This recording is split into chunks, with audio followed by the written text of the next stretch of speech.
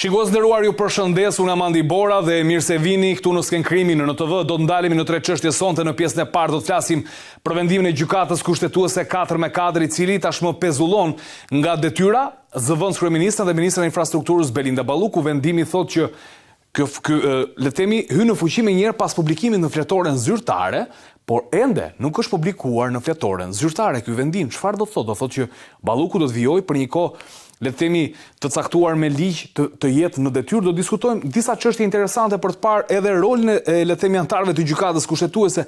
Pse u ndan 4-4? Janë të shantazhueshëm, le të themi ishte bindja e tyre që do duhet të ndashin me 4-4, apo ka faktorë të tjerë të cilët mund të na dalin në pa. Në pjesën e dytë do të ndalemi tek le të themi vendimi që tashmë duket se ka marrë grupi parlamentar socialist me në krye kryeministrin Edi Rama për të bërë ndryshime ligjore pas këtij vendimi të gjykatës kushtetuese, dhe kryeministri kërkon rregullimin e neni 282 për pezullimin. Dhe sipas le të themi ligjit të ri të propozuar, nuk mund pezullohet presidenti i Republikës, kryeministri, anëtarët e Këshillit të Ministrave, pra ministrat, prokurori i përgjithshëm, guvernatori, kryetari i KLSH-s, e le të themi një sër strukturash të tjera, ato të cilat kryeministri ka quajtur funksione të pa delegueshme. Por çfarë do të thotë ky ligj? A mos ndoshta po i vendosen limite politike spakut për të hetuar, pavarësisht se le të themi qeveria thotë që po e mbështesim? Diskutim interesant edhe ky. Në pjesën e fundit do të ndalemi tek një reagim i dhomës amerikane të tregtisë, i cili lidhet direkt me dosjen e akshit. Bizneset amerikane janë të shqetësuara sepse nuk punon. I Albania nuk po marrin shërbimin e dur bizneset amerikane në vendin tonë, por nga ana tjetër, shumë kompani të certifikuara me certifikata sigurie, të cilat kanë trajtuar të dhëna pafund të qeverisë së Shteteve të Bashkuara të Amerikës, të cilat kanë të dhëna sensitive, të dhëna sekrete, kur nuk kanë mundur të marrin dot pjesë në një garë të ndershme në aksh, të paktën kështu thon ata. Dhe ngren, le të themi, shqetësime serioze përsa i përket këtij institucioni, por është vërtet një reagim që vjen vetëm nga dhoma amerikane e tregtisë, apo të tjerë faktorë ndërkombëtar fshihen pas kësaj deklarate? Këtë e trajtojmë në pjesën e tretë. Le të ndalemi tek pjesa e parë, çështja Balluku dhe gjykata kushtetuese. Ngjarjet e mëdha të drejtësisë që kanë pasur përballë politikën në 35 vite demokraci ndjekin pothuajse të njëjtin skenar. Në momentin që çekiçi i gjyqtarit godet dhe zhurmon kundër aktorëve të fuqishëm politik, kjo e fundit kalon në histeri. Vendime të nxituara, deklaratat pa kuptueshme publikisht, reagime që duken absurde e pse jo, edhe dyshime për marrëveshje të heshtura mes aktorëve politik, ku qëllimi është gjithmonë i njëjtë, të shpëtojnë veten. Qytetarët e kuptojnë çfarë po ndodh, por mbeten të pafuqishëm përballë vendimeve politike, po aq sa shpesh duken të pafuqishëm edhe vetë gjyqtarët. Debatet e fundit mes qeverisë dhe sistemit të drejtësisë, sidomos për çështjen e pagave, nuk janë thjesht financiare. Ato ekspozojnë e përsinë njërës palë mbi tjetrën dhe përplasjet e hapura të pushteteve. Por cili është mekanizmi më i shpejt për kuptuar se ku po shkon kjo histori? Jo thjesht nga kurreshtja politike që na karakterizon si shoqëri, por për të lexuar drejt dhe fatin e rrugëtimit ton drejt familjes evropiane. Zgjidhja është e thjeshtë. Shohim çfarë mendojnë ndërkombëtarët, dy miqtan të kahershëm, Bashkimi Evropian dhe Shtetet e Bashkuara të Amerikës. Përvajësia në vendin tonë, asaj që ne e quajmë familja jo në ardhshme, reagoi e para pas interesimit të medias, ku u pyet për deklaratat e kryeministrit Edi Rama, i cili u shpreh se kuvendi nuk ka asnjë ngut për të trajtuar kërkesën për heqjen e imunitetit të deputetes Belinda Balluku, një kërkesë që ndodhet në kuvend prej 16 dhjetorit. Është përgjegjësia e Parlamentit të Shqipërisë që do të trajtojë pa vonesë kërkesat për heqjen e imunitetit të anëtarëve të tij. Lufta efektive kundër korrupsionit është një rëndësi thelbësore për përparimin e Shqipërisë drejt anëtarësimit në BE, gjë që është edhe pritshmëria e qytetarëve të saj. Sinjali i dytë erdhi vetëm një ditë më pas, por këtë herë me një ton më të matur, një reagim që ndryshe nga i Brukselit lë më shumë hapësirë për interpretim politik. Reagoi ambasada e Shteteve të Bashkuara të Amerikës, një aktor që historikisht ka pasur jo vetëm interes, por dhe ndikim të drejt për drejt në reformimin e drejtësisë shqiptare. Ambasada amerikane nuk përmend emra, nuk hyn në detaje dhe nuk merr rol gjykatësi, por mesazhi është i qartë për çdo që ditë lexoj diplomacinë. Pavarësia e institucioneve të drejtësisë nuk është çështje retorike, por kusht bashkëpunimi. Pavarësia e institucioneve të drejtësisë në Shqipëri mbetet thelbësore për bashkëpunimin e vazhdueshëm mes Shteteve të Bashkuara dhe Shqipërisë në luftën kundër krimit ndërkombëtar. Dhe pikërisht këtu mes rreshtave qëndron pyetja që askush nuk e thot hapur. Apo testohet sot jo vetëm drejtësia shqiptare, por dhe vullneti politik për ta lënë ato të veprojë pa ndërhyrje?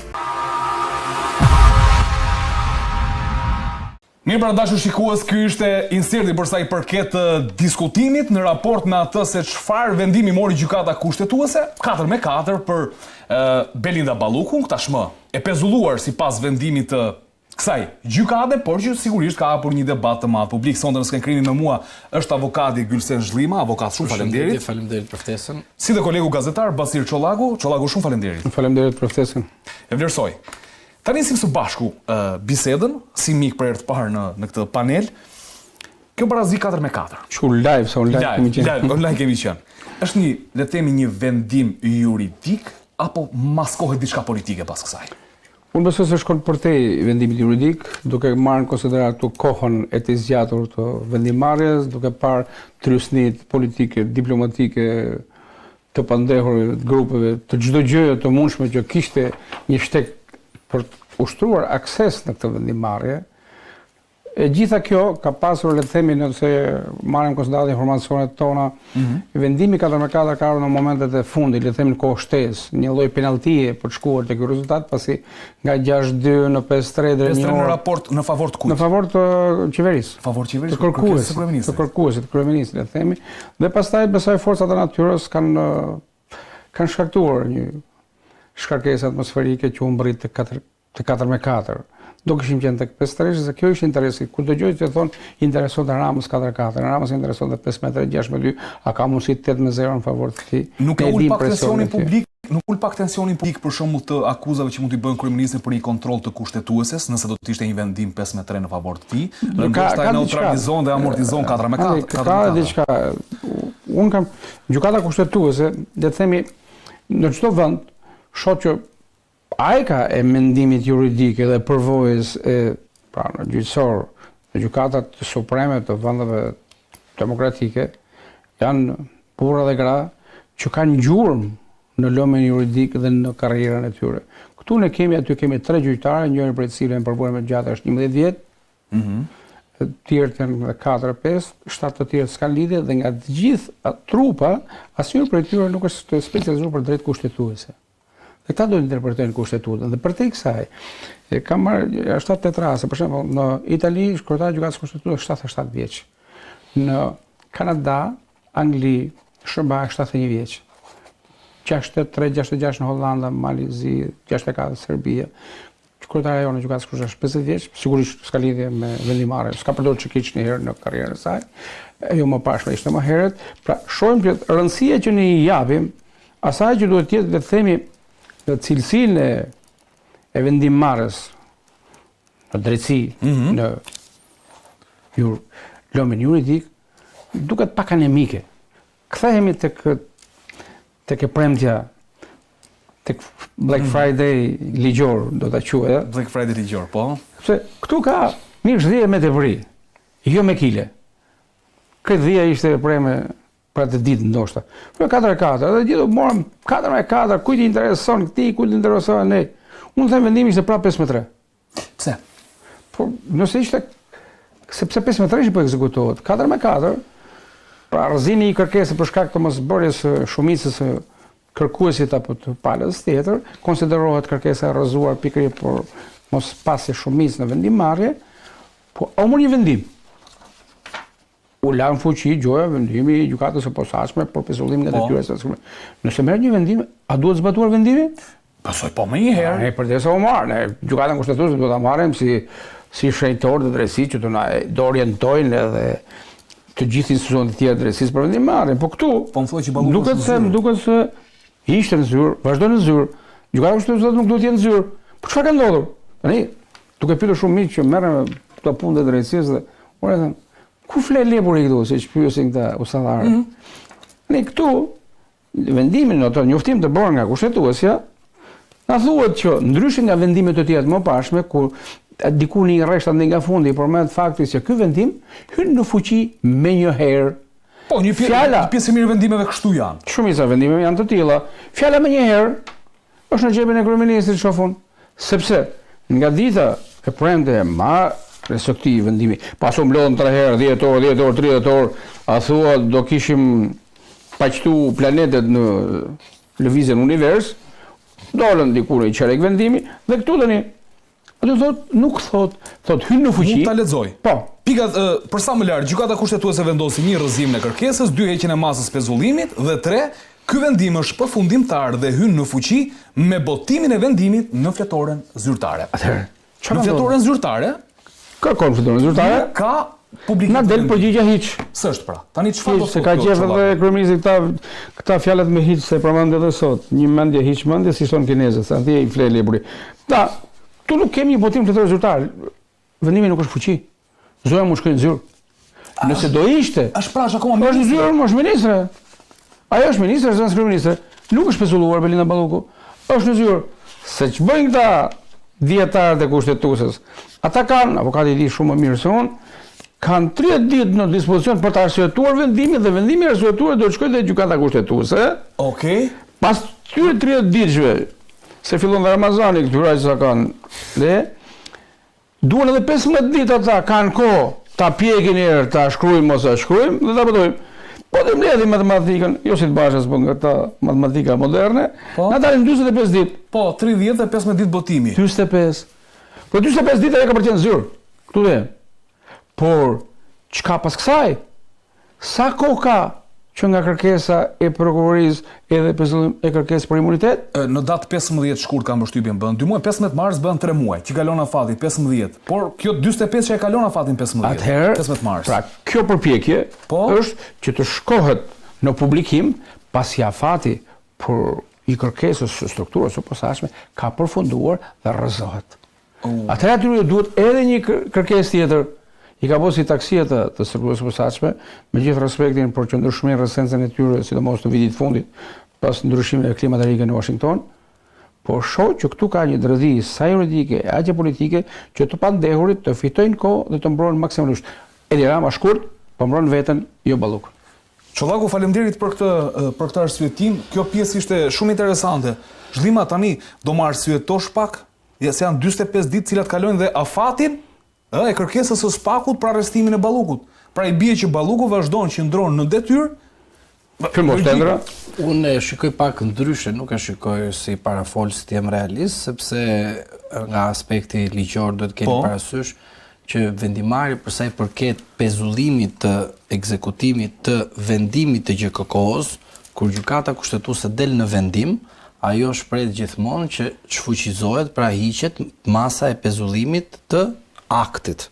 Pra do të thotë që në momentin ku ata kanë dalë dhe kanë bërë dispozitimin publik, do të thotë në atë moment, sipas neni 45.5 të ligjit organik të gjykatës kushtetuese, menjëherë institucionet marrin dieni që është i aplikueshëm vendimi i gjykatës kushtetuese. Zotëri thotë ky vendim është përfundimtar dhe hyn në fuqi me botimin e vendimit në fletoren zyrtare. Këtu marrin dieni ata nëse hyn në fuqi. Marrin dieni pra, ligjërisht. Jo. Është pjesë e vendimit kjo. Dy gjëra.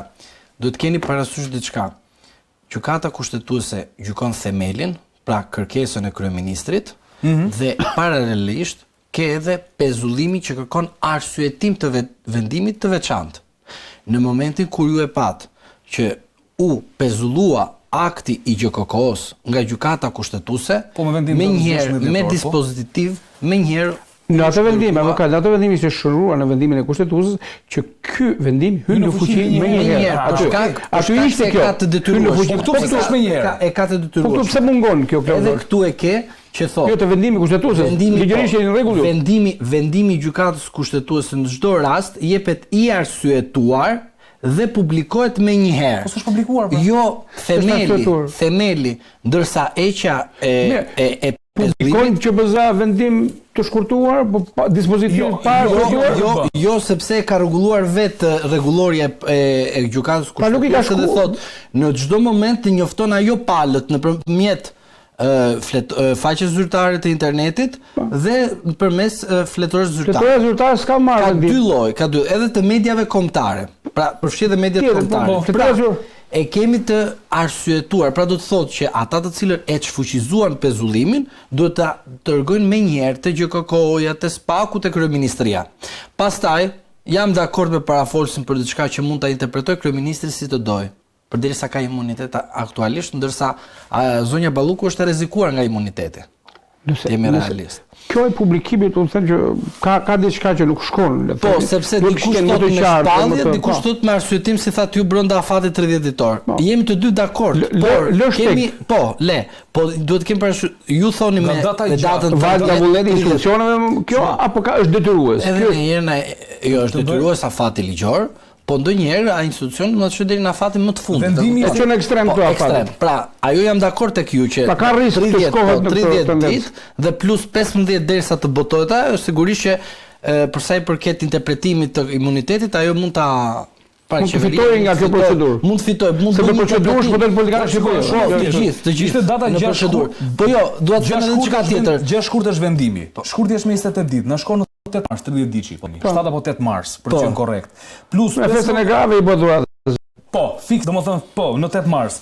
Plus 15 ditë ne shkojmë 23 mars. Afati i kërkesës së SPAK për arrestim në Ballukut mbaron në datën 16 mars. Te kalohet afati me një javë, nëse shkohet në çdo limit, në çdo tendenca kjo është. Po, limit afati. Tendenca është. Prit. Po kush është sekreti? Kush është sekreti? Gjykata kushtetuese kur doli me dispozitiv, do të shikosh diçka. Ka interpretuar imunitetin e zonjës Balluku. Nuk ka interpretuar funksionin e saj. Kompetencat po thuat. Po. As kompetencat. Ka interpretuar kërkesa që nuk kanë bërë? Bravo. Pra do të thotë, unë si kryeministër bëj kërkesa. Unë vendos objektin. Çfuqizimi pjesërisht të vendimit të GKK-s. Mirë. Po në përmbajtjen e kërkesës, ne nuk e dim çka ka kërkuar. Sepse sekreti është ky. Ti nuk shkon, dëgjoj, prit. Ti nuk shkon për imunitetin e saj në gjykatën kushtetuese. Gjykata kushtetuese të thot, ti më erdhe për nenin 103 paragrafi 3 mos gaboj dhe nenin 73. Dhe këta çfarë bërën gjykata kushtetuese?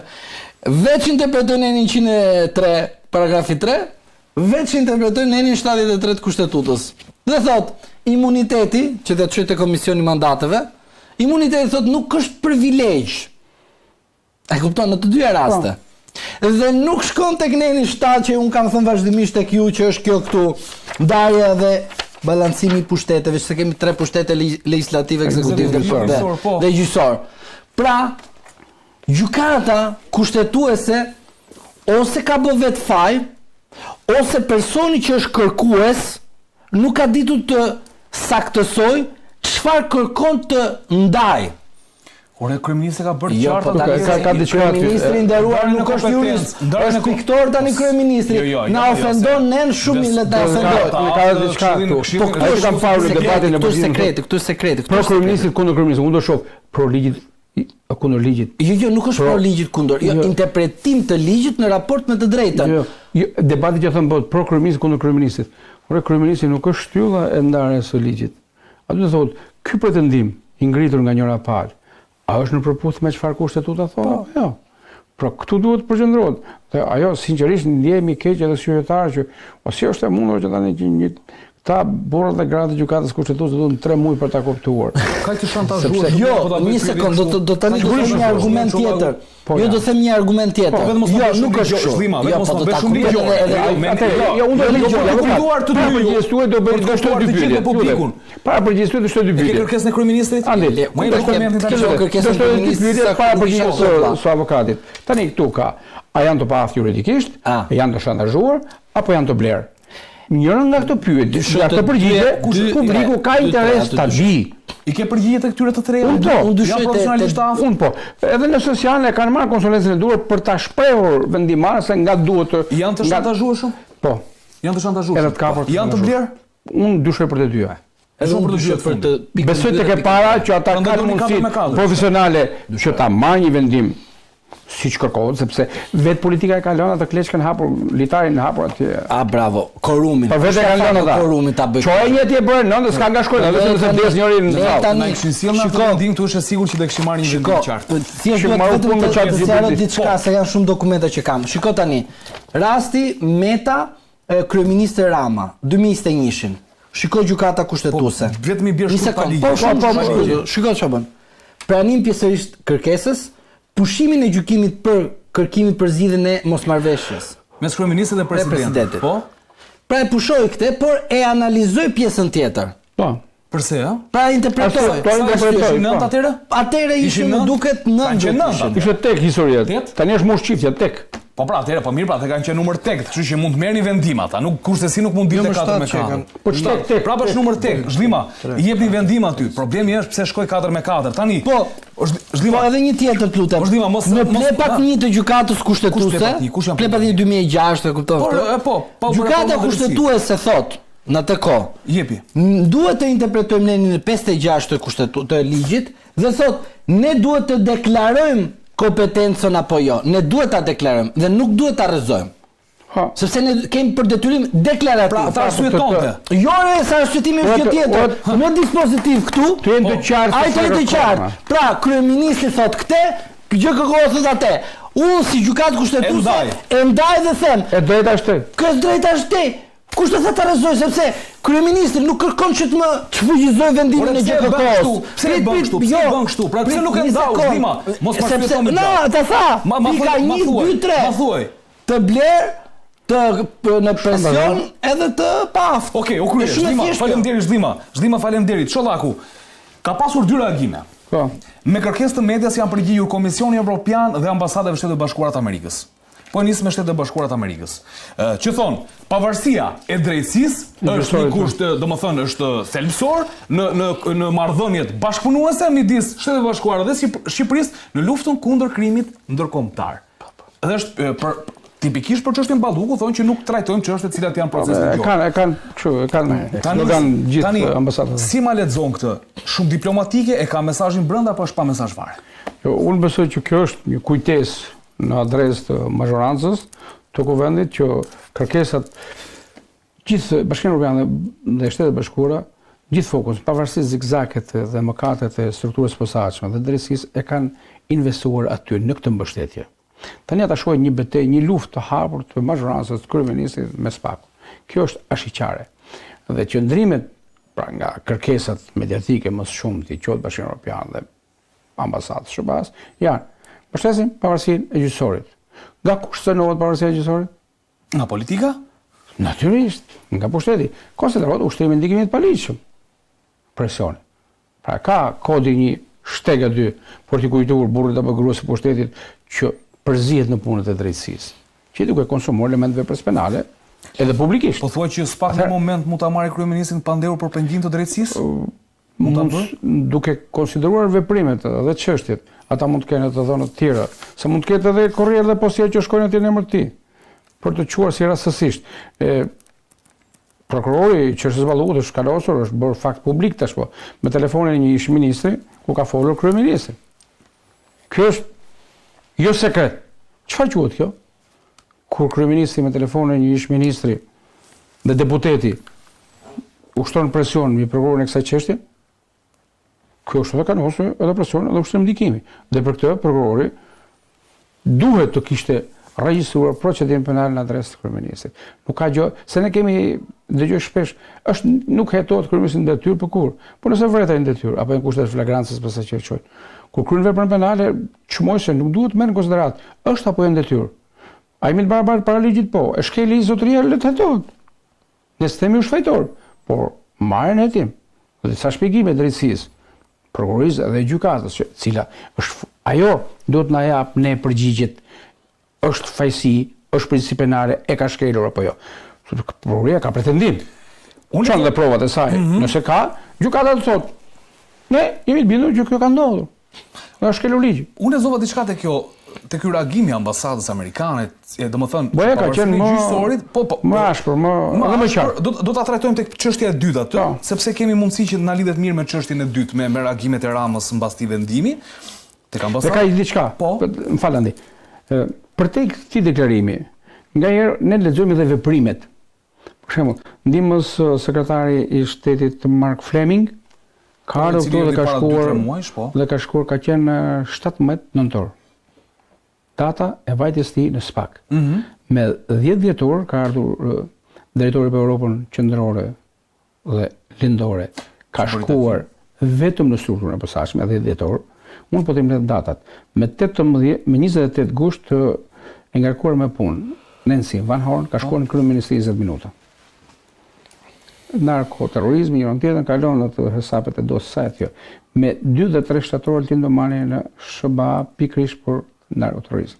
Me 7 dhe 14 shtatorë takimi i Altin Domani me prokurorët e Malizit dhe të Serbisë. Pra narkoterrorizm. Sepse krimi këtu është rajonar dhe porositë janë të tilla.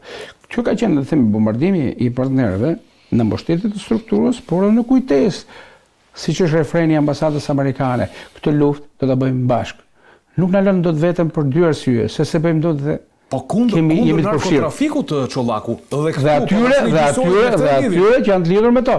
Kujtojmë lidhjen me to, luftar hyslla, familje e sankcionuar nga Shtetet e Bashkuara të Amerikës. Pra, kreu i kësaj familje, që i lidhur me Sinaloa sipas akuzës zyrtare tashmë edhe Departamenti i Shtetit, ka shkuar në zyrën e kryeministit. Dhe nuk cili version është? Ky që tha kryeministi pyetur për kazino, apo që tha luftari ishte do të bënte libër një fotograf nga Londra, më duket. Ja, që këtë tha Rama, e tha luftari. Rama tha për kazinon, luftari tha për librin.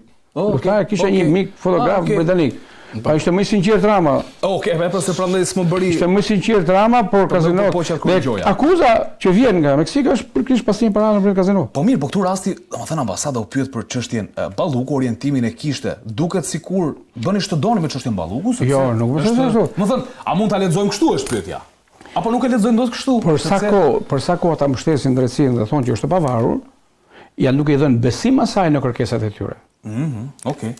Unë lexoj në këtë kontekst më fjalë që drejtësia ka bërë çka, lejojeni sepse me lejimin e heqjes së imunitetit dhe arrestit, unë jam i bindur që do shkojmë drejt veprimi, atë do jetë gjykata që do ta vlerësojë, nëse provat e prokurisë janë bindse për të marrë këtë mas ndaj individit Balluku. Okej, faleminderit Çollaku. Pyetja e fundit për të mbyllur këtë çështje për të kaluar tek tjetra, si e lexoni interpretimin e ambasadës amerikane lidhur me këtë çështje? Ambasada amerikane për mendimin tim veprimet i bën të kandalta, por në fund fare duhet të mbizotrojë interesi i saj për Ballkanin Perëndimor, sepse Ballkani Perëndimor është rrugë dalja dhe rrugë hyrja për interesat e Shtetit Bashkuar të Amerikës. Secili mund ta interpretojë sipas interesit të rrugë dalja dhe rrugë hyrja. Por ajo që unë dua të them është që nuk nevojitet vetëm interpretimi nga ambasada amerikane, po nevojitet për mendimin tim edhe interpretimi të 2 ambasadave serioze të cilat kanë pothuajse drejtimin e Bashkimit Evropian. Është ambasada gjermane dhe ambasada franceze. Në rast se ne nuk shikojmë edhe nuk skanojmë edhe ambasadën gjermane, edhe ambasadën franceze, nuk shikojmë edhe Amerikën. Sepse këto në BE mjafton një vend vendos veton, dhe gjëra nuk ndodhin. Nuk ndodhin. Dhe ultimatumi i ardhur në Tiranë, pavarësisht ngërçit të komunikimit, është që nëse kjo çështje nuk shkon sipas parimeve së drejtës edhe në Shqipëri, atëherë Shqipërisë i sanksionohen gjërat dhe shkon në vitin 96. Dhe këtu 4 vende të cilët kanë qenë këmbgulës është Gjermania, Austria, Hollanda dhe Belgjika. Kujtojmë që ishin 2 ministra këtu për dosjet superdosje që janë në Belgjik. Atje besoj përshkruton më shumë dosje shqiptarësh Belgjik se sa në SPAK. Po. Kjo është një alarm evropian që është eksportuar nga ne. Ndaj them që ata janë të shqetësuar sepse krimi shqiptar ka shkuar tek ata. Se në sallatos ne dhe Rama me qeverinë nuk kanë kohë të merren. Një e qartë. Faleminderit Çollaku. Duhet bashkëveprim. Amerika dhe këto 2 ambasadat kryesore që përfaqëson interesat e Bashkimit Evropian. Po këtu kemi ambasadë tipike të Bashkimit Evropian. Kështu që jo, nuk thash ambasadë Bashkimit Evropian. Ai është përfaqësuesi i delegacionit të Bashkimit Evropian. Delegacionit, një sekond. Është drejtuesi i delegacionit të Bashkimit Evropian. Nuk është normalisht ambasador, ne i themi ambasador. Ne i themi ambasador. Ai është drejtuesi i delegacionit. Ai është një punonjës. Drejtuesi i delegacionit. Tani duhet kemi parasysh diçka. Un flas për ambasadat që marrin porositë nga qeveritë e tyre respektive. Që kanë lidhje për drejt me qeveritë. Atë, jo ky që bën show diskriminuese apo jo diskriminuese. Në Gjerman ardha Krishbaun, ardha e ministrit të punëve për Evropën gjerman, Krishbaun në Tiranë, takimin e tij me kryeministrin e vendit, porosia ka qenë e drejtë për drejtë dhe e qartë. Dorëzoi imunitetin e Ballukut dhe mos ushtroi presion ndaj SPAK. Okej, mirë. Kjo çështje që trajtojmë në pjesën e dytë të lutem. Ky është ai profesori i qeverisë që me drejtë të avokati për ambasadorin. Atëherë, them lajmin e fundit e tha. Gjërat bëhen më interesante në këtë pjesë ku ne ndjekim insertin se cili ishte reagimi i kryeministit Rama për vendimin e kushtetueses 4-4 për Ballukun dhe ndryshimet që ai po përgatit me grupin e tij parlamentar të Partisë Socialiste. Inserti. Sepse gjykata kushtetuese u mbyt në lugën e ujit të turbullt të atyre që Cervantesi në librin e tij të famshëm Don Quixote i Manchës i quan arsyet e mos arsyes. Por fakti është se mos vendimarrja e gjykatës kushtetuese e kthen në fuqi pezullimin e ministres, e cila, që të jemi shumë të qartë, pavarësisht se qartësia është një luks dhe një luks i rrallë që mund ta kërkosh, po vështirë ta gjesh në turbullirën e 700 tenxhereve politike mediatike, nuk akuzohet për korrupsion. As nga vetë prokurori që shpiku pezullimin e antarit të qeverisë, me vendim të një seance të mbyllur të përgatitjes së një gjyqi. Sidoqoftë, zhbërja e kësaj shpikeje 100% made in Albania e drejtësisë re dhe e drejtësisë ende të papjekur shqiptare, e cila nuk ka lidhje me rastin e çështjen konkrete, po me një parim të panegociueshëm të demokracisë, mbetet një domosdoshmëri për të rigarantuar pavarësinë e ekzekutivit dhe parlamentit nga pushteti. Kjo do të ishte deklarata e kryeministrit Edi Rama pas seancës së gjykatës kushtetuese, ku gjyqtarët u ndanë në dysh 4-4, duke mos pasur vendimarrje, e pikërisht kjo ndarje 4-4 do të prodhonte vendimin automatik për rrëzimin e kërkesës së shefit të ekzekutivit për mos pezullimin e zëvendës kryeministres dhe ministres Belinda Balluku. Ajo u pezullua, por një tjetër reagim i kryeministrit në rrjetin social X ishte më i ashpër, ku duket se tashmë do të ketë ndryshime ligjore që do të pengojnë drejtësinë të pezullojë disa kategori. Ja çfarë thot kryeministri? Tre konkluzione nga mbledhja e grupit parlamentar pas mosvendimit të gjykatës kushtetuese dhe rivendosjes së pezullimit të ministres nga 1. Funksionet e padelegueshme kushtetuese nga ai antari të qeverisë tek ai presidentit të Republikës dhe jo vetëm, nuk mund të pezullohen kurrësi nga askush, duke u nisur nga një emër i përveçëm, sepse pezullimi paralizon funksionin, pra institucionin që ajo drejton. 2. Nisur dhe nga leximi i deklaratës publike të gjykatës kushtetuese, ku të gjithë antarët e trupës shfaqen unanim lidhur me problemin, po ndahen tek rrugëzidhja. Grupi parlamentar socialist do të angazhohet për zgjidhjen përmes ndërhyrjes në legjislacion. 3. E vetmja palë e përmbushur nga rikthimi i pezullimit është SPAK-u, që në kushtet e pezullimit mund të vazhdojë krejtësisht hetimin përkatës, ndërkohë që deri në adresimin ligjor të zgjidhjes nuk ka asnjë urgjencë për të trajtuar kërkesën që SPAK-u bëri pas rënies së masës së pezullimit. Një shtesë nga ana ime, SPAK-u nuk preket, vetëm mbështetet. Liria dhe drejta e çdo prokurori për të tetuar çfarëdo qoftë e këdo qoftë nuk preken, vetëm garantohen. Pavarësia kushtetuese e pushtetit legjislativ dhe ekzekutiv gjithashtu nuk preken, vetëm garantohen. Mirë, pra ky është reagimi i kryeministrit Edi Rama, i cili sidomos sigurisht kritik, por që duket se ka vendosur të bëjë ndryshime të mundshme ligjore. Tani Çollaku, çdo ndodh me drejtësinë? Janë të mundshme këto ndryshimet ligjore, domethënë duke nisur që nga presidenti i Republikës, kryeministri, antarët e Këshillit të Ministrave, guvernatori, prokurori i përgjithshëm, këta nuk mund të pezullohen. Ky do të jetë ligj i ri, thot kryeministri. Mirë, nëse gjithë ta që kanë mundësi dhe fuqi potenciale për ta anashkaluar ligjet e për korrupsion, këta nuk do të ndiqen për korrupsion. Kush do ndiqet? Ky që shkel vizat e bardha të qarkullimit? A kjo është një telash i madh. Ne jemi në situatën kur thomi, vdiq mbreti rroh mbreti. Vdiq drejtësia rroh drejtësia. Reforma drejtësie, unë kam qenë skeptik nga mënyra se si është strukturuar, nga patakqillëku i vettingut me qoka 500.000 euro në shkallë të parë, 1 milion euro në shkallë të dytë për të kaluar nga një kompani handi. Dhe e kam thënë shpesh, kam nxjerrë dokumentin përkatës për këto. Vettingu i është besuar nga këta baballarët e drejtësisë një kompanie austriake kanalizimesh. Austrian Development, po. Kanalizimesh, dhe Sebastian Kurz ka qenë aksioner në këtë kompani. Kanale pusheta kanale. Merë të tendra, ka marrë Shqipëri tendra për këtë punë. Tani ky kërkon hidravlik dhe jurist. Se çai bën drejtësisë ky më lumiku nuk e di këtë gjë. Pra, përveç kusureve të tjera, vijnë këta ONM-rat europë, OPQ-rat e çfarë janë këta, mediokër në vendet e tyre, shumë herë më do personalisht se shumica e magjistratëve në Shqipëri. Edhe të hetuar në Kosovë nga Oleksi për ndërhyrje, për ushtrim ndikimit të paligjshëm, vijnë këtu si baballarët të komit për të mbiqur drejtësinë tonë. Pallan edhe me orgjira me njëri tjetër, ka botë kalamaj kalon këtu në Shqipëri, këta vëzhguesit e drejtësisë, i kanë kalamaj të kanë hik. Pra, këta me moral zero, me profesionalisht kufra Qameti dhe me një përdorje fyese Se s'mund është tani hidrauliku drejtësinë, Ka të drejtë Rama kur kërkon të bëjë ndryshime të ligjit? Po Rama i pranoi këta, prit s'ka drejtë. Sepse në bazë të kësaj që thotë Çollaku. Pa je tha që e votova reformën. Ai e bëri reformën. Unë ajo strogu. Po ka bërë gabime të Po gabimi, çfarë thua ti? Sepse kjo tani është rënë drejtësisë. Dhe ka ca garanta atje që nuk janë më mbaj pauzë regjia please tutem. Atë Gjatë tema, atë tjetër. në një moment më mbaj pak pauzë atë, ndjes Çollaku. Pra ka ca garantë që nuk janë më një mendje me Ramën. Sa ata 140 vota. Këtu kanë votuar dënuar në parlament për reformën e drejtësisë. Thjesht trokista ambasada amerikane. Nga Afrika kanë votuar. S'ka lezuar 80% s'ka lezuar s'di gjë që ka brenda reformën.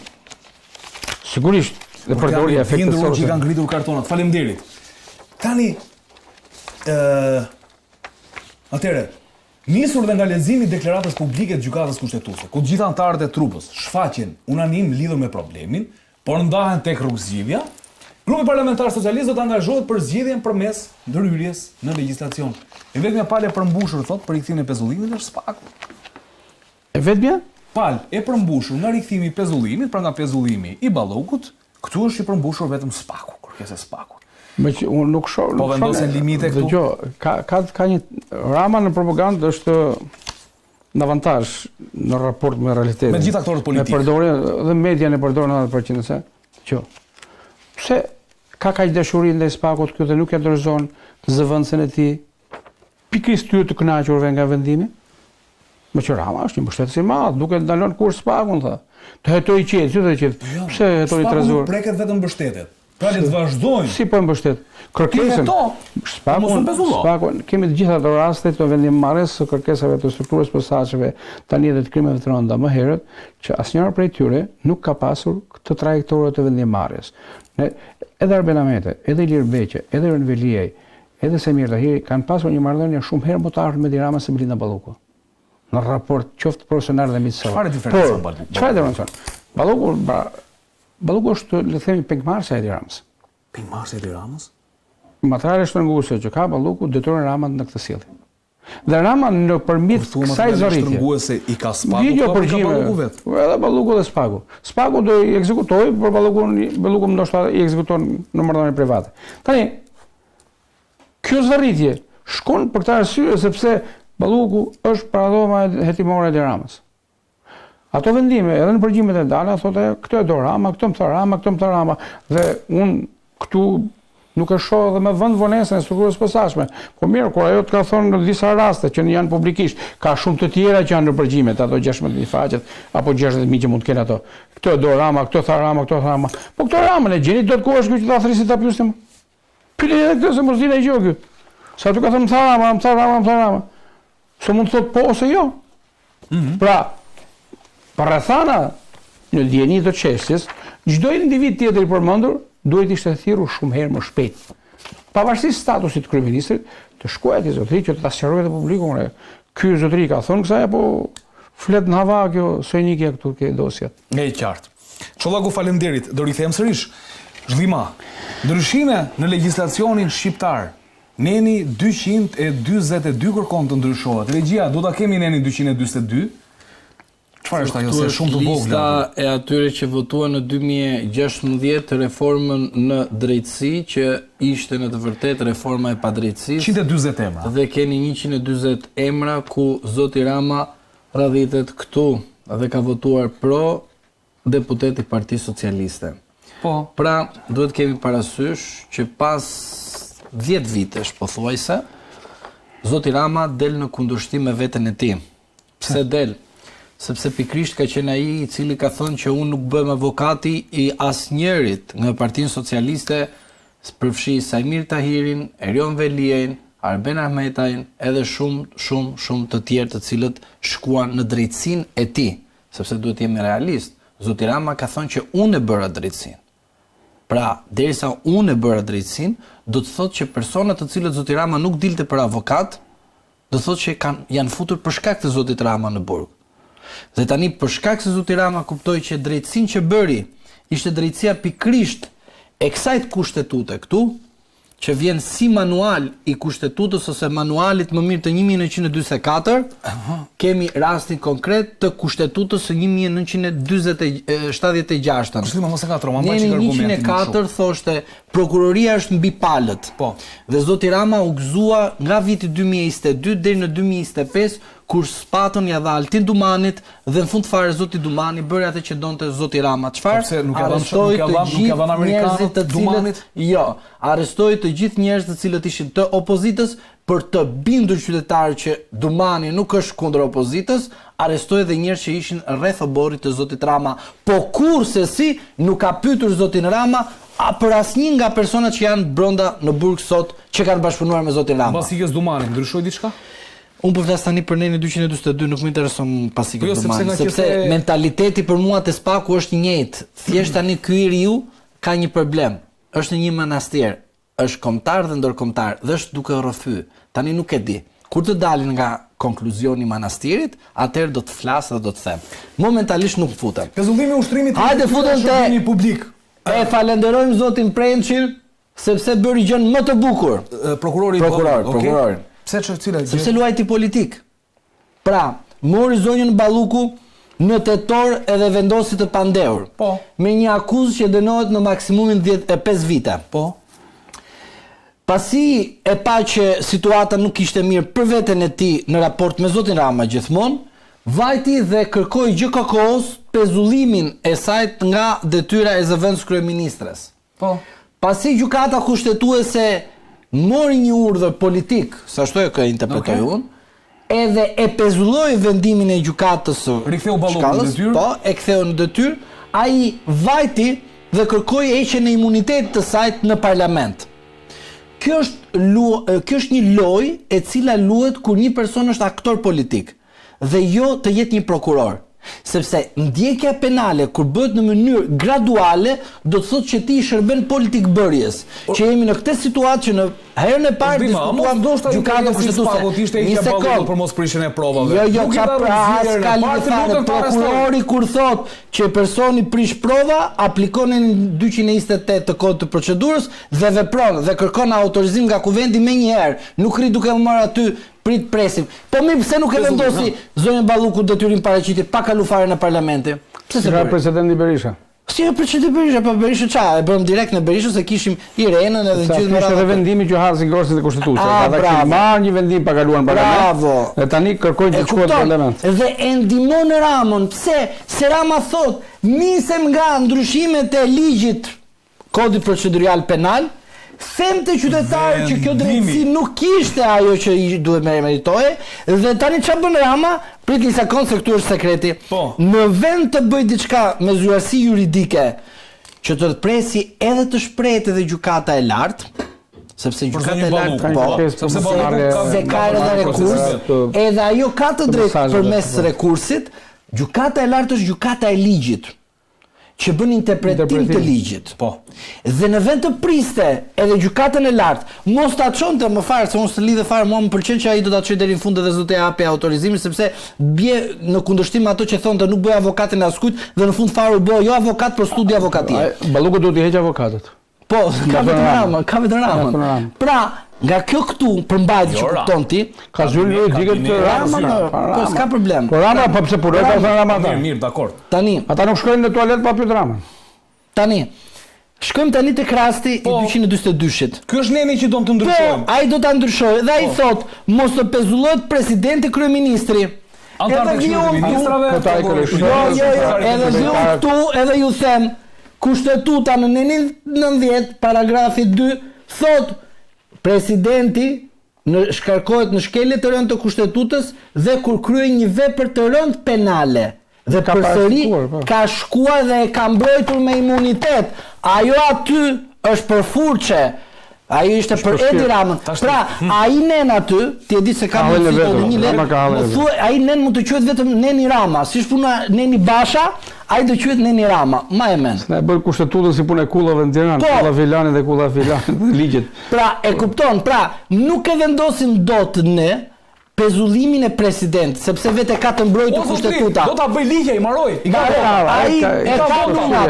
Po do të them diçka tjetër. Do të them diçka tjetër, do të shikojmë edhe duhet të presim, sepse edhe kjo është një lojë e bukur. Në rast se Rama do ta bëj këtë veprim, do presim reagimin e SPAK-ut. SPAK-u ka një reagim, prit një sekond. SPAK-u ka të bëj një lojë, po ma bërja të lojë është speciale që duhet ta komentojmë herë tjetër. Çfarë loje? Rama sa mandate ka? Është i katërti. Jo, sa mandate ka vëlla? 83. Sa i duhet me gjitha latet. Po pritet, mos u nxito. Po 84 vota. 84 vota duhet për ndryshimet. Ku e merr?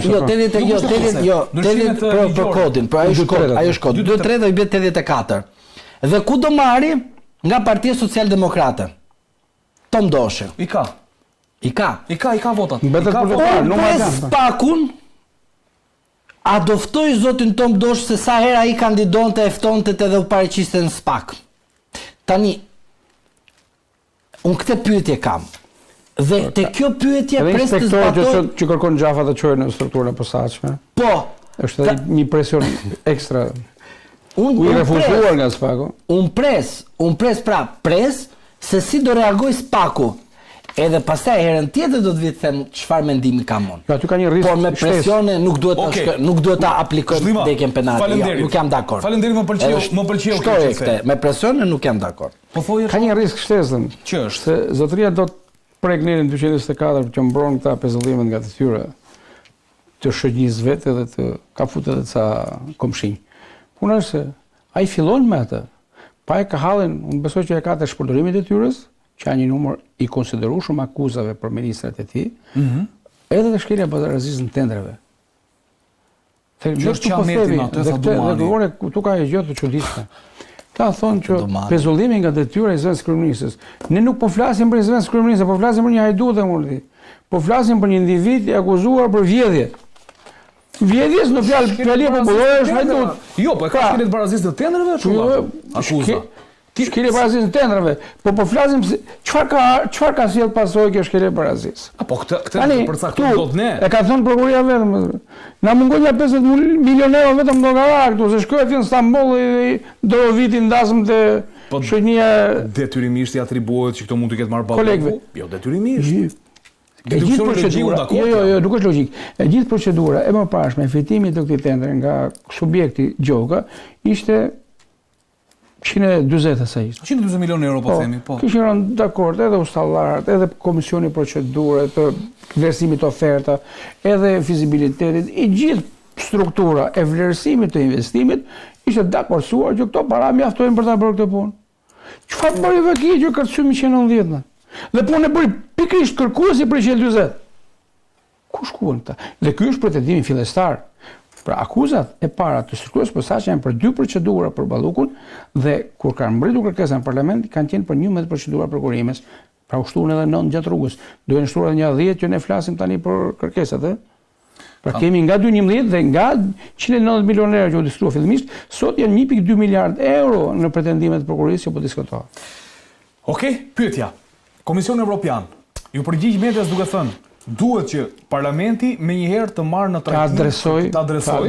Kur thon ta adresoj, çojë në adresë të kërkuesit. Pra, ta adresoj dhe domethënë të merret me çështjen e imunitetit të Ballukut. Adresimi siç e kam lexuar në qendrimin e Komisionit Evropian, pra në 13 vjet është hera e parë që ato i kthehen një qendrimi akull le të themi, gjakftot për ata gjaknxet për pritësit. Kur ata thonë duhet të adresosh kërkesën e strukturës posaçme. Zotëri, duhet të përgjigjesh pozitivisht kërkesës së drejtësisë. Atëherë thotë është përgjegjësia e Parlamentit shqiptar që do të trajtojë pavonesë kërkesat për heqje imunitetit të anëtarëve të tij. Lufta efektive kundër korrupsionit është e rëndësishme thelbësore për përparimin e Shqipërisë drejt anëtarësimit në BE, gjë që është e pritshmëria e qytetarëve të saj. Shqipëria është në një fazë kritike. Dje. Rama kur kishte shkuar? Shkoj më mbrapa, shkoj 2 para. Shkoj më mbrapa. Nuk ishte bërë deklaratë akoma. Para. Nuk ishte ulur për darkë akoma. Po çosh fotografinë e darkës duket si vaki. Pra nuk ishte shkuar. Para ishte. A di çfarë do thotë? Rama shkoi para kësaj deklarate. Edhe pastaj ata dalën. Kanë pasur darkë private. Është detyrim. Me Antonio Kostën. Dhe përveç kësaj, presidenti i Këshillit Evropës. 5 ambasadorë të Bashkimit Evropian. Partia Socialiste Evropiane. 5 vendet të them më të vendimarrësa më të fortë, Ja kanë bërë qartë Ramës që jo vetëm imuniteti Ballukut, po ka mbaruar edhe imuniteti yt. Kanë bërë qartë? Ja kanë bërë qartë shqeto, live. Nuk e kanë sekret më ato këtë gjë. Dhe ky deklarim, ku ata i thonë çojë në zotëri atje ku ta kanë kruar ata se nuk e ngashon.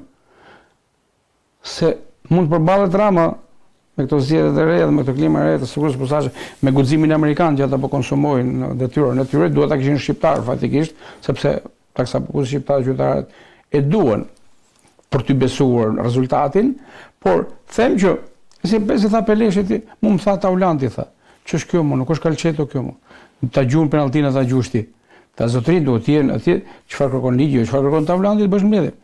Dhe ajo çfarë kërkojnë Komisioni Evropian, por edhe gjitha latë, është që Këshilli i Rregullues dhe Mandateve të mblidhet, të votojë Parlamenti dhe prokuroria të marrë masat e kërkuara se çfarë është duke bërë. Ai ka thënë, "Kemi ngut për tha kryeministri." Jo, ngërmi s'kan ngut, se po ngut për firmosur 100 milionë euro tendra pas vendimit të gjykatës. Kishte? Paktën 100 milionë firmosur deri tani. Janë edhe një 600-700 rrugës që deri kur bëhen të procedurat e hallakatura mund të përfundojnë. Pra, ndërkohë që ky e pandehur kërkohet nga drejtësia për të përballur me atë, kërcasën edhe 1 miliard euro tjetër firmosur. Por kjo është kanibalizëm. Edhe ne themi kjo vëna mbroka drejtësinë pas kamerakun e drejtësisë. Ai ka hallën se bëhet i pandehur personalisht. Okej, faleminderit Çollaku. Sa i aplikueshëm është le të themi ky deklarim i Komisionit Evropian për realitetin shqiptar, për qeverinë shqiptare, për kuvendin e Shqipërisë. Kërkesa të trajtoj komunitetin. Po, është një opinion, është një rekomandim. I kanë sjell fugon te kryeministria duke marrë dokumenta. Sot? Po më shkruan një mik tani. Ka i fugon që kërkojnë dokumente. Kush i transporton? Balluku që është në zyrë, sa po e përmendëm? Po mos ndoshta është procedurë arkivash. Atëherë, pse dalin tani arkivat? Ato tregoj të fondos është interesante. Furgoni. Po nëse furgoni i bardhë, marrin dokumenta. Po, marrin dokumenta, ka dhe i pjesë vite të shoh. Po nuk e dim. Duhet të presim për ta verifikuar deri në fund se nuk e dim. Po thoje zhdima? Po është një deklarat që kjo deklarat nëse mund të ma dërgosh. Kjo deklarat kuptohet që patjetër duhet të zgjidhet edhe imuniteti i saj, por shikoni se si e shikojnë.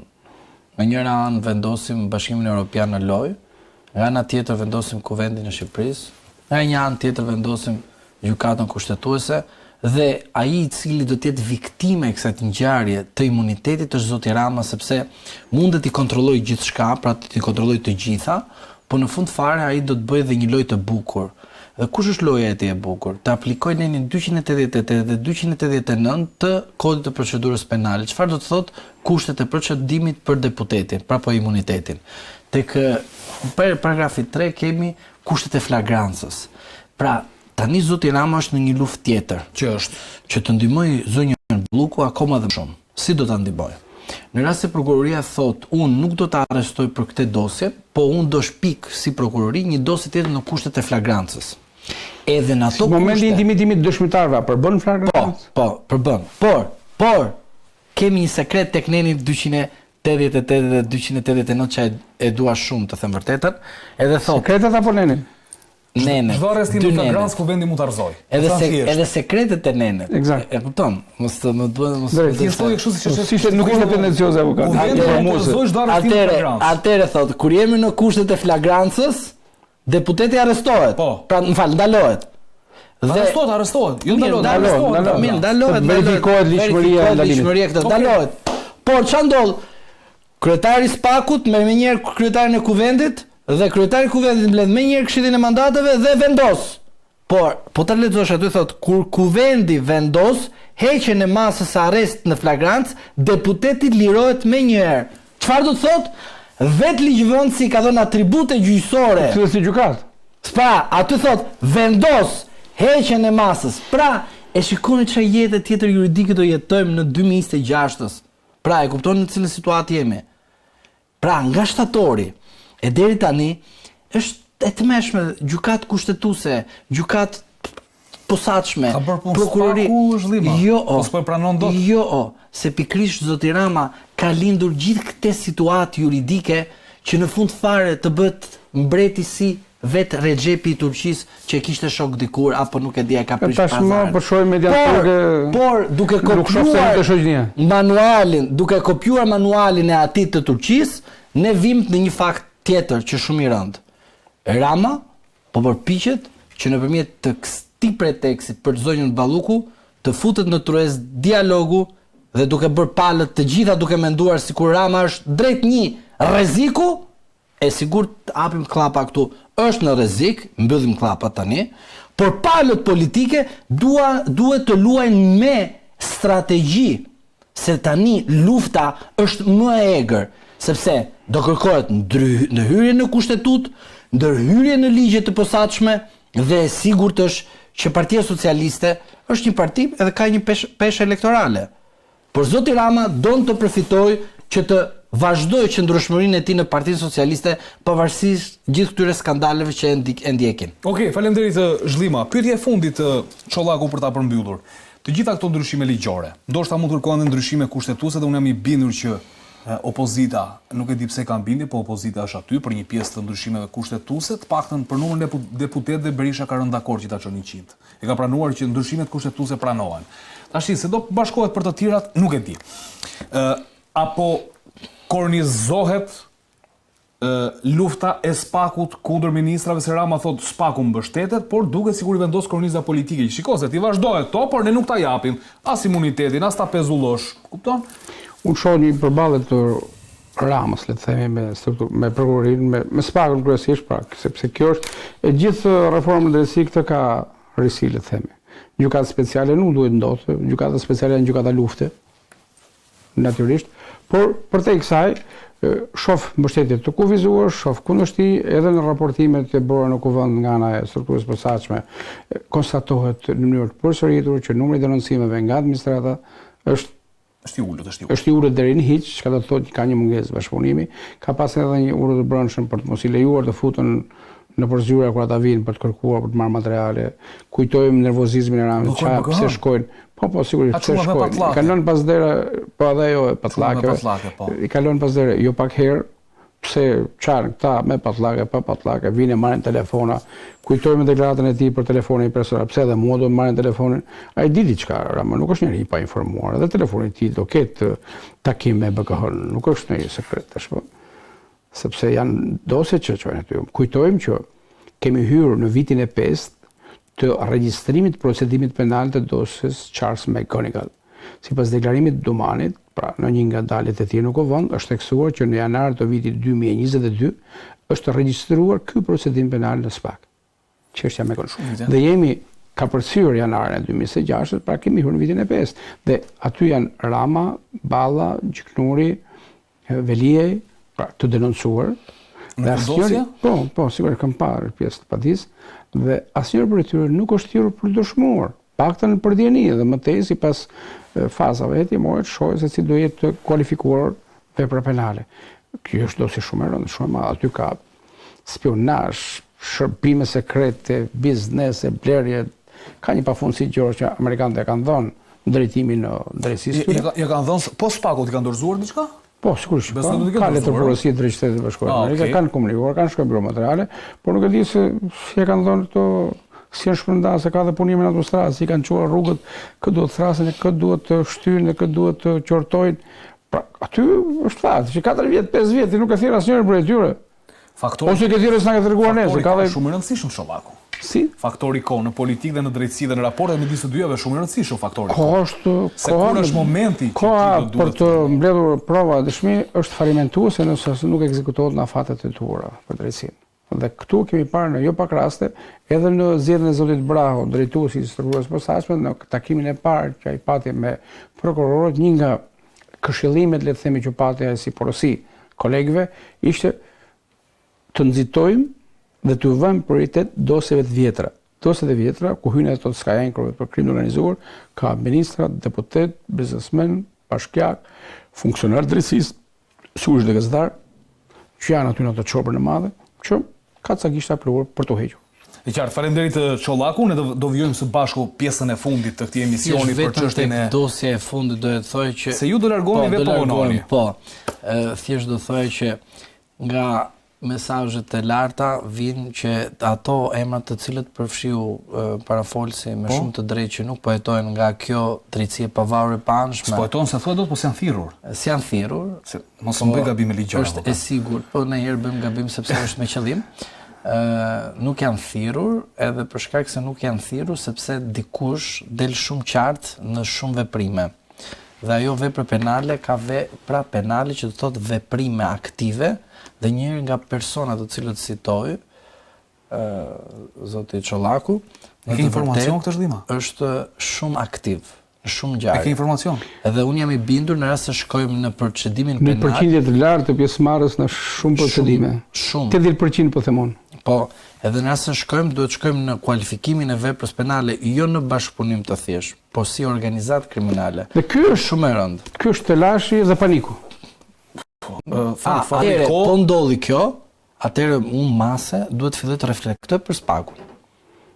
Edhe të them që zoti Brau duhet iki nga manastiret kombëtare dhe ndërkombëtare dhe të futet në drejtimin e dur që ta ngrej stekën. Akoma dhe më lart. Mbarot çështjen me metën. Ma lart. Po la shenja pastaj, po klienti po. Mbarot punë me këtë. Shof. Tani unë shikoj gjërat tjera. Klientin tim, le klientin tim në punën e vet. Shikoj tani ata të cilët po shoh shenja që avokati do të takohet me besimin.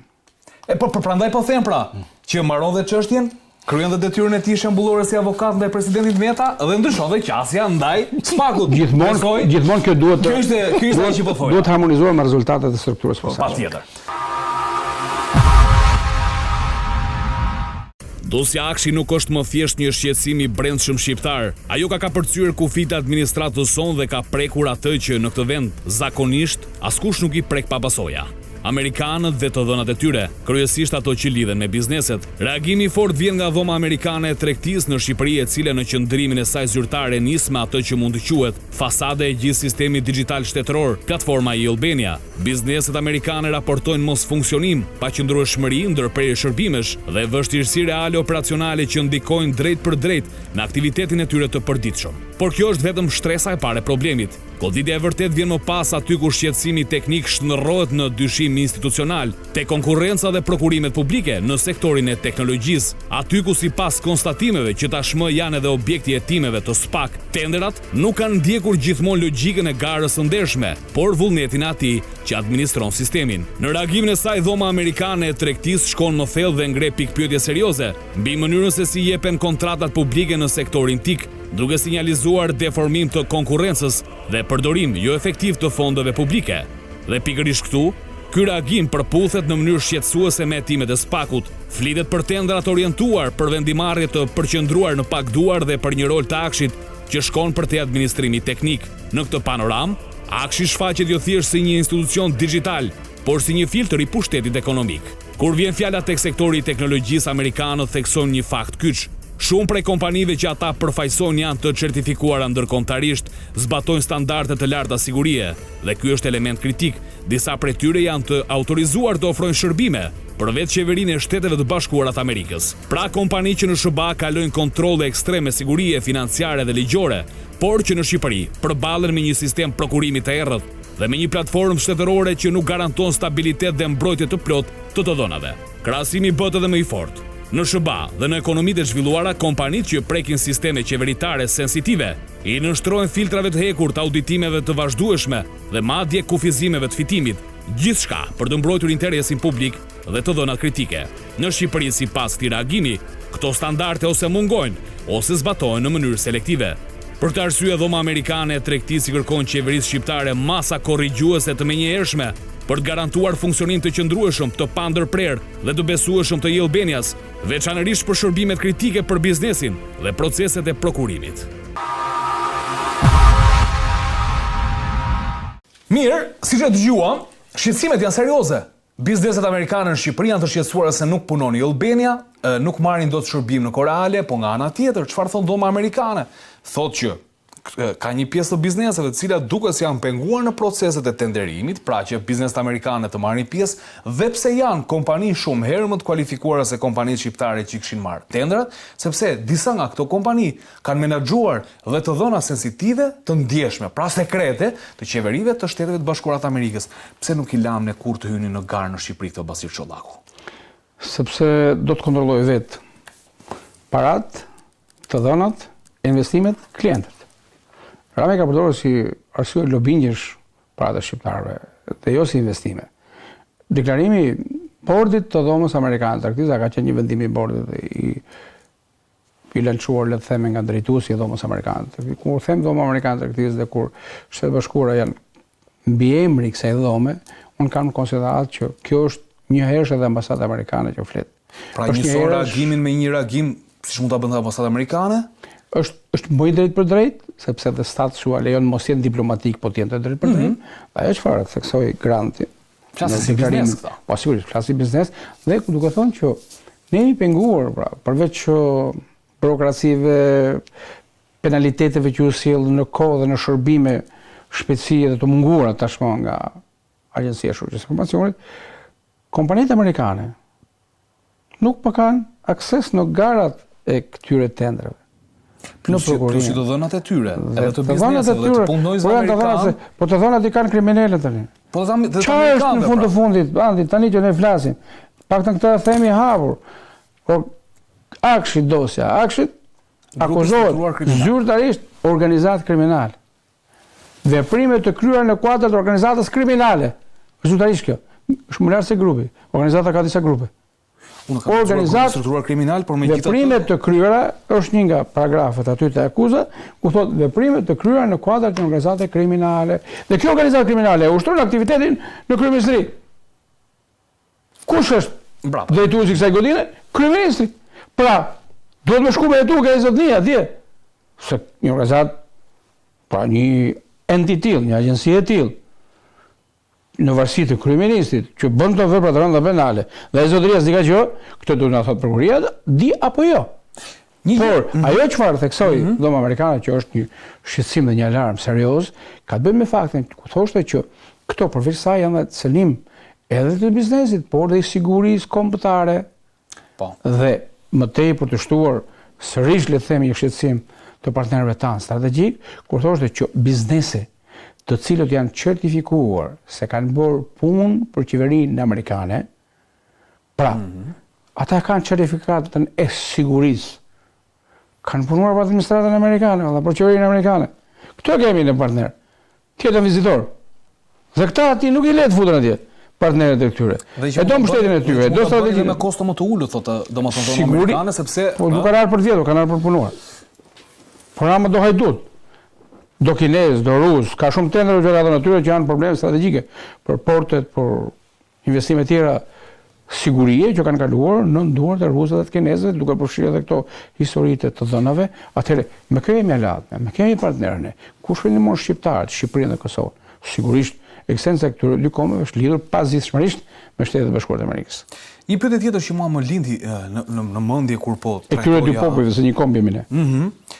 Këtë shqetësim, bizneset amerikane mendon se janë nxorën tani apo më herët mund t'ja kenë çuar ambasadës amerikane, sepse është e vetmja derë institucionale ku ata trokasin. Çdo shtetas amerikan automatikisht shkon tek ambasada amerikane për të dhënë ndalimin edhe nga një polic rrugor. Telefonojnë ambasadën amerikane. Nuk kanë shkuar më përpara dhe amerikanët kanë çuar spaku tani dosë dhe kanë thënë që shikoj. Në mënyrë të padiskutueshme që bizneset amerikane e kanë përcjellë shqetësimet e tyre pengesat që kanë hasur, abuzimet, penalizimet, apo edhe përpjekjet ndoshta korruptive, këtë nuk mund të themi, por çdo gjë që ata hasin, le të themi, të jashtëligjshme në përpjekjet e tyre për liri ekonomike, për biznes, për gara, për prokurime, fillimisht që ata janë në konsult të pandërprerë me ambasadat e vendit nga vinë, sepse ajo është, le të themi, mbrojtësia e parë e tyre dhe inventarizuesja e shqetësimeve që ato kanë, por t'i bërë pasaj pjesë raporte që përcjellën në Washington. Dhe Washingtoni sjell edhe produktin e reagimit më pas ndaj kujt, ndaj këtyre që bëjnë veprimet, por njëkohësisht duke i përcjell edhe materialet e dura kur konstatohen elemente veprës penale, strukturës së posaçme që i konverton në procedime penale me hetime reale. jemi pikërisht këtu. Se tani, s'flet do Amerika do të të ne bizneset, kemi përballë një organizatë kriminale sipas prokurorisë. Si shkohet edhe hyn ti në gardë organizata kriminale. Po ku do japi tendrat ai? Po banditët ata, pa ndaj quhet organizata kriminale. Sa aty do japë trafikantëve, vrazëve, grupeve mafioze, vendas edhe tuaj. Ndaj, kjo është organizatë kriminale tashmë ndërkombëtare, ku seksioni shqip është kryeministri.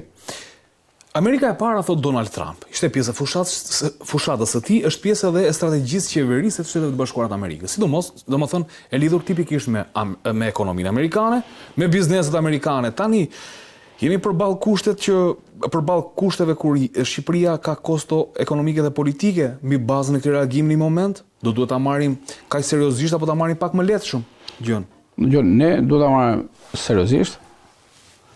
Kemi qenë në një mbështetje kujdes së Shtetit Bashkuar vazhdimisht, edhe le të themi u votuar në Kongres dhe në Senat, mos gaboj, platforma dhe projekti për Ballkanin, ku Kosova konsiderohej territori i paprekshëm për këmbim me njërin tjetrën, pra u përfshi edhe herë Shqipëria dhe kryesisht Kosova në agjendën e interesit amerikan. Çka është një lajm i mirë për shqiptarët, absolutisht një lajm i mirë, se ne dimë dyndjen e rusëve dhe slave drejt faktorit shqiptar, pavarësisht se siç ka thënë gazetar gjerman, se për momentin se kujtojmë, u thosh që kryeministri më i mirë që kanë pasur serbët në herë është Rama. Pra, këtu edhe përfshirja e Shqipërisë në bordin e paqes, pra nismën amerikane të presidentit Trump, por ajo që vëmë re edhe me Soros, me USAID, me organizata, le të themi që merreshin vetëm me fonde majtiste për shkuar në agjendën e tyre, edhe këto gërshërët që kanë hyrë në atë agjendë, por Amerika e parë do thotë që të ketë edhe partnerë serioz. Këtë partnerë që nuk janë hajdut, që nuk janë dhe sidomos në krye të agjendës së kësaj administrate, dalë lufta ndaj karteleve të drogës që janë sanksionuar dhe klasifikuar si kartele terroriste. Trumpi besoi vajzën e tij në një darkë kryeministrit për qëllime investimi. Jemi serioz. Kjo nuk është çështje kujdesarie, s'ka çështje kopshe dhe çerdhe. Sonja Trump dhe bashkëshorti i saj Kushar janë sipërmarrës, janë në botën e biznesit, pavarësisht se mbiemri Trump e lidh pazifshmërisht me të çfarë është, pra vajza e presidentit, përpjeket le të themi dëshpëruesit të Ramës për ta lidhur vizitën e zonjës Trump ka ardhur herë tjera. E dini që në vitin 2000 me Ramën është takuar. Dini që kur ishte Biden president, jahti i Kushner, sigurisht edhe i zonjës Trump, ishte mbretëri shqiptar dhe Rama nuk është takuar me të? 2024. Përse atëherë kjo nuk vrapoi të gjendej vizitorëve, por pikërisht tani kur ka ndruar shishe, si i them unë, vrapon të shes edhe një vizitë normale e biznesit, dhe aq më mirë që bizneset amerikane vinë në Shqipëri, është një element sigurie, them unë. Kush e qofshin, edhe Kushner, edhe Trump, edhe bizneset tjera serioze amerikane, kompanitë mëdha globale që kanë ardhur në Shqipëri, por përpjekja e Ramës që këtë interes biznesit ta shesi mbështetje qeveritare dhe sidomos personale. Peni si thaj kur erdhi kërkesa për bordin e paqes, ai ka qenë për presidentin, por ky është shet për vete. Personalisht mua tha, kush je ti mua? Që personalisht ty. Po pse nuk i ke ndavës ti? Se ishte, po të kishte mundësi të afrojë. Ka qenë i izoluar. I prita gocën. Ka pasur zero mundësi të shkojë të ishte pranë tavolinës së Donald Trump në Davos. Shkoi presidenti i Kosovës, zonja Osmane, që ishte edhe në panel kështu dhe ftuar dhe le themi që e kemi parë gjithë çfarë ndodhi publikisht. Ti çfarë ndodhi me mediat shqiptare, ka qenë një turp i orkestruar. 90% e mediave në Shqipëri thonin Xharet Kushner është në Vlorë. Ai ishte live në Davos. Po tu kishte thënë, po si kishte pas kush, si kishte takuar kush, si kishte komunikuar as kush, thoshin ashtu sepse se zyra e Ramës thotë që ajo është në Vlorë.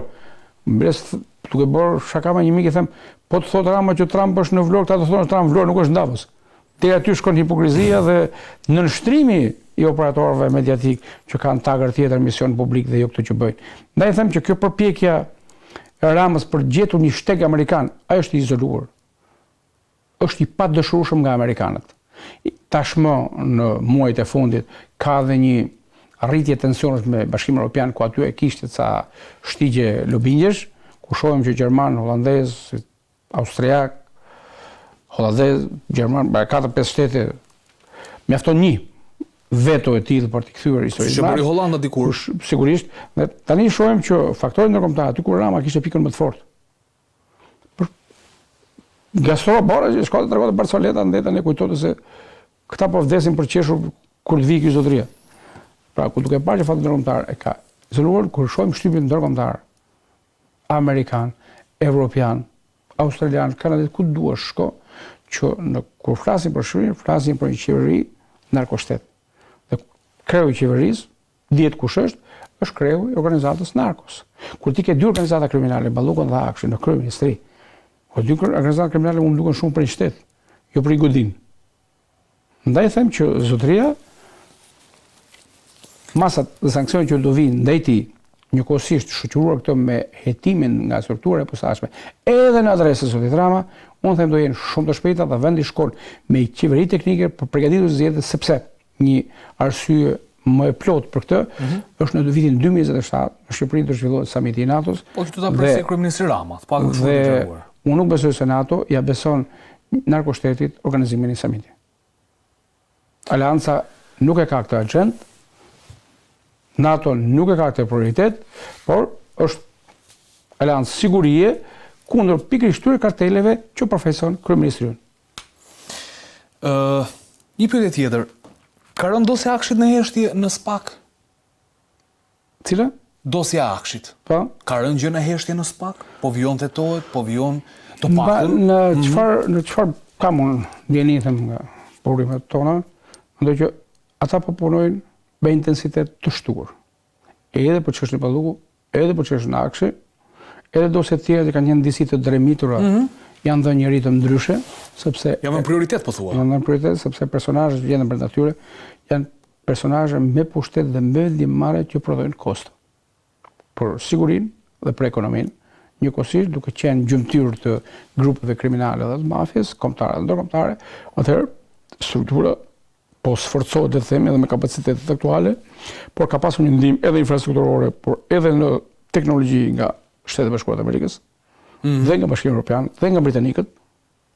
Kam parë shumë ambasador, një më parë ishte ai spanjoll, pas një goditje një grupi kriminal në Spanjë me tonelata drogë, 2 ditë më pas, ambasadori spanjoll shkoi në strukturën posaçme, por rritet le të themi angazhimi dhe bashkëpunimi edhe i shteteve të veçanta.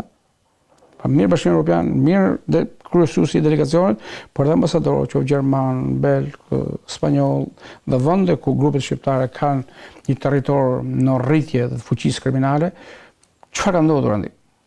Etiketa është e tillë. Fatkeqësisht për ne, Rama ka shndruar Shqipërinë në fuqi narkotike. Jo fuqi energjetike, jo fuqi bujqësie, jo fuqi praq përmas dhe dimension sa kemi, por në fuqi narkotike. Dhe a mund të ndodhë që investimi strategjik në një nga dosjet, tu që nuk po e përmend, një nga dosjet, një grup shqetësohet se thot inshallah nuk bëhet Rama deputet në qytetin apo në qarkun ton. Do thotë që janë kundër ata, nuk e pasur pra grupet kriminale nuk e kanë pasur kështu e lexoj, nuk e kanë pasur alat. Ta lexojmë kështu? Ka shumë grupe, unë kam minjen, jo vetëm fjalë leksikore, por edhe informative, që në Parlamentin Shqiptar ne kemi një grup parlamentar nga Amerika Latine. Grup parlamentar nga Amerika Latine. Them kështu. Të lidhur me ta, domethënë. Për faktin se grupet shqiptare në Ekuador, Venezuelë, Meksik, Kolumbi, Paraguay, të cilët ushtrojnë aktivitet paligjshme të trafikut. Ekuadori sidomos ka pasur dhe qëndrime publike ndaj ndikimit të mafjas shqiptare. Këta njerëz kanë investuar që të kenë profesorë të tyre në parlament. Kush i firmosi prezencat e tyre? Investime strategjike ne po ndjekim dosjet që janë në Evropë dhe në Amerikë, ku thonë që grupet kriminale që janë në procese gjyqësore në vende në Bruxelles dhe në vende të tjera, në Londër, kanë investuar miliarda euro në Shqipëri. Si ndodh që të investohesh miliarda euro? Ku e merr lejen për të investuar? Se këtu për një penxhere të shtëpia të mësyn inspektoriati. E binden furgona policisë u bë Qameti.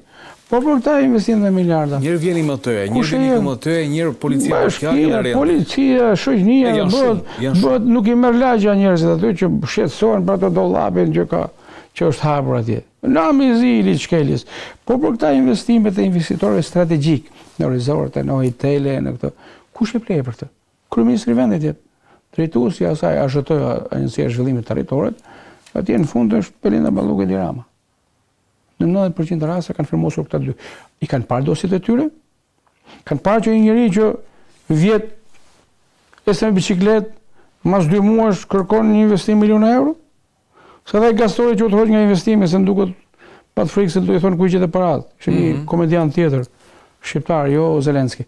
Pra, duke parë këta njerëz, këta investime, këto miliarda euro, që vërshojnë pra, kriminalizimi i ekonomisë dhe i politikës, është një nga të rashët që Shqipërisë do të duhet kohë ta korrektojë dhe ta përmirësoj.